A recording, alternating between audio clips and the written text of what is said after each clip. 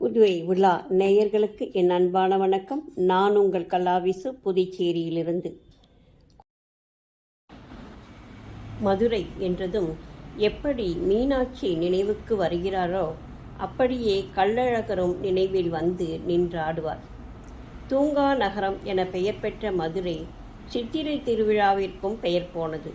ஆண்டுதோறும் திருவிழாக்கள் இங்கே களை கட்டும். இதன் உச்சமாக சித்திரை திருவிழா. பல்லாயிரக்கணக்கான மக்கள் ஒன்றிணையும் விழாவாக எல்லோர் மனதையும் கவர்ந்து இழுத்திருக்கிறது. 300 ஆண்டுகளுக்கு மேலாக சைவமும் வைணவமும் இணைந்து நடத்தும் திருவிழாவாக இருப்பதால் இது திருவிழாக்களின் திருவிழாவாக மாறி மக்கள் கொண்டாட்டத்திற்கான மைய புள்ளியாகவும் உள்ளது.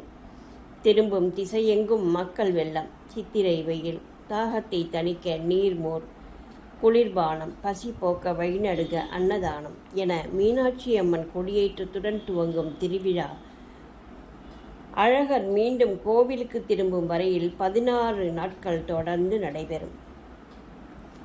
சித்திரை திருவிழா கொடி ஏற்றத்துடன் துவங்கும். மீனாட்சி அம்மன், சுந்தரேஸ்வரர், பிரியாவிடையம்மன் 4 மாசி வீதிகளில் சிம்ம வாகனம், காமதேனு வாகனம், குதிரை வாகனம், யாழி வாகனம் போன்ற பல வாகனங்களில் தினசரி வீதி உலா வந்து பக்தர்களுக்கு அருள்பாலிப்பார். 8ஆம் நாள் மதுரையின் அரசியாக மீனாட்சி முடிசூடப்பட்டு பட்டாபிஷேகம் நடைபெறும். 9ஆம் நாள் சுந்தரேஸ்வரருடன் திக்விஜயம் செய்து வெற்றி பெறுவார். 10ஆம் நாள் திருக்கல்யாணம் நடைபெறும். 11ஆம் நாள் திருத்தேரோட்டம் வெகு விமரிசையாக நடைபெறும்.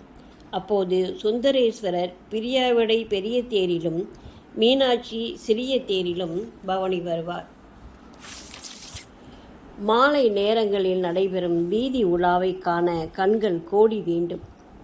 வேத மந்திரங்கள் ஓத நாதஸ்வர இசையுடன் பொய்க்கால் குதிரை, கும்மியாட்டம், கோலாட்டம் என நாட்டுப்புற கலைஞர்களின் கலைகளுமாய் விழா களை கட்டும். முக்கியமாக மக்கள் தங்களின் குழந்தைகளுக்கு மீனாட்சி, முருகன், பிள்ளையார், கருப்பசாமி போன்ற கடவுளின் உருவங்களில் வேடம் அணிவித்து உலாவரச் செய்வார்கள். கள்ளழகர் வேடம் தரித்து அழகர் மலையிலிருந்து 20 கிலோமீட்டர் பயணம் செய்து மதுரையை வந்தடைவார். பௌர்ணமி தினத்தில்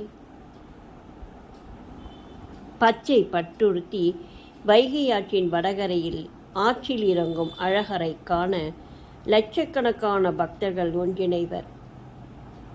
ஜாதி மதம் கடந்து மக்கள் அனைவரும் ஒன்று திரண்டு ஒற்றுமையாக கொண்டாடி மகிழ்வதை காண பரவசம் பொங்கும். கோவில்களில் நடைபெறும் திருவிழாக்கள் கோவிலுக்கும் சமூகத்திற்குமான நல் உறவை கடந்து பாரம்பரியத்தை, கலாச்சாரத்தை கட்டி காப்பாற்றும் விதமாகவும் அமைந்திருக்கும். விழாக்களில் மக்களின் ஆர்வமும் பங்களிப்பும் அளப்பரியதாக இருக்கும். சித்திரை மாதத்தின் வெயிலில் உக்கிரத்தை தணிக்கும் விதமாக ஒருவர் மீது ஒருவர் மஞ்சள் கலந்த நீரை ஊற்றுவது வழக்கத்தில் இருக்கிறது. வெயில் காலத்தில் வரும் வியாதியிலிருந்து தப்பிக்க நீர்மோர், பானகம், கூழ் போன்றவற்றை விநியோகம் செய்வார்கள். இப்படி திருவிழாக்கள் மக்களை ஒன்றிணைப்பதுடன் மக்களின் உடலுக்கான ஆரோக்கியத்திற்கும் வழிவகம் செய்யும் விதமாகவே அமைந்திருக்கின்றன என்பது கண்கூடு.